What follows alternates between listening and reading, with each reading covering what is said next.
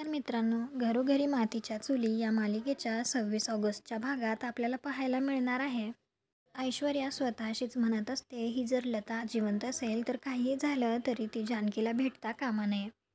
इकडे लता जिवंतच असते आणि ती झोपेतून पटकन दचकून जागी होते आणि म्हणते, जानकी अशी ती हाक मारते. इकडे जानकी आणि घरातील सगळे आरती करत असतात. त्यावेळी लतासुद्धा तिथे वेश बदलून आलेली असते. तिला जानकीला भेटायचं असतं, तिला बोलायचं असतं, परंतु तिला तिथे ऐश्वर्या दिसते. त्यामुळे ती गप्पच बसते आणि ती कुंकाने आई असं लिहिते आणि त्यापुढे एक खिळा असतो, तर त्यावरती स्वतःचं बोट धरते. त्यातून रक्त यायला लागतं, तर लगेच आहे असं ती रक्ताने लिहिते. म्हणजेच तिने आता आई आहे असं लिहिलेलं असतं.